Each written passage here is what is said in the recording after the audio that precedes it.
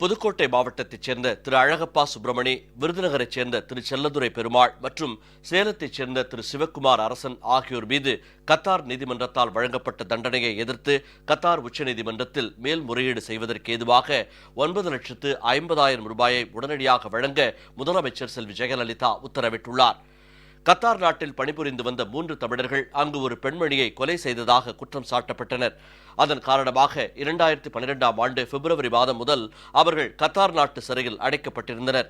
2015ஆம் ஆண்டு ஜனவரி மாதம் புதுக்கோட்டை மாவட்டத்தைச் சேர்ந்த திரு அழகப்பா சுப்பிரமணி, விருதுநகரைச் சேர்ந்த திரு செல்லதுரை பெருமாள் மற்றும் சேலத்தைச் சேர்ந்த திரு சிவக்குமார் அரசன் ஆகியோர் குற்றவாளிகள் என கத்தார் நீதிமன்றத்தால் தீர்மானிக்கப்பட்டு அவர்களுக்கு மரண தண்டனை விதிக்கப்பட்டது.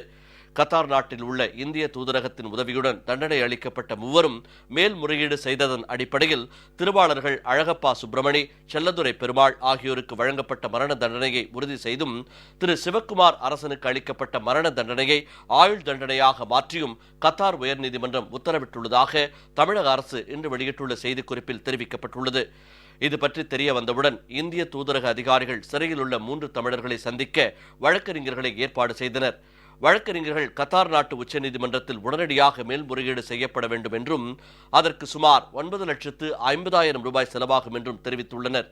இந்த விவரங்களை கத்தார் நாட்டில் உள்ள இந்திய தூதரகம் தமிழக அரசுக்கு தெரிவித்து 3 தமிழர்களின் மேல்முறையீட்டு வழக்குகளை கத்தார் நாட்டு உச்சநீதிமன்றத்தில் எடுத்துச் சென்று வழக்காடுவதற்கு ஏதுவாக 9,50,000 ரூபாயை அனுப்பும்படி கேட்டுக் கொண்டுள்ளது.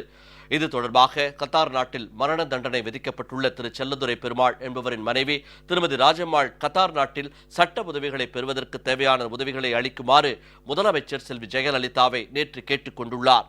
உலகில் எந்த ஒரு இடத்திலும் உள்ள தமிழர் துயரை துடைப்பதில் முன்னிற்கும் முதலமைச்சர் செல்வி ஜெயலலிதா கத்தார் நீதிமன்றத்தால் மரண தண்டனை வழங்கப்பட்டுள்ள திருவாளர்கள் அழகப்பா சுப்பிரமணி, செல்லதுரை பெருமாள் மற்றும் ஆயுள் தண்டனை வழங்கப்பட்டுள்ள திரு சிவக்குமார் அரசன் ஆகியோர் கத்தார் நாட்டு உச்சநீதிமன்றத்தில் மேல்முறையீடு செய்வதற்கு ஏதுவாக 9,50,000 ரூபாயை உடனடியாக கத்தார் நாட்டில் உள்ள இந்திய தூதரகத்திற்கு அனுப்பி வைத்திடவும் தண்டனை பெற்ற தமிழர்கள் உச்சநீதிமன்றத்தில் முறையாக மேல்முறையீடு செய்வதை உறுதி செய்யும்படியும் தமிழக அரசு அதிகாரிகளுக்கு உத்தரவிட்டுள்ளதாக தமிழக அரசு இன்று வெளியிட்டுள்ள செய்திக்குறிப்பில் தெரிவிக்கப்பட்டுள்ளது.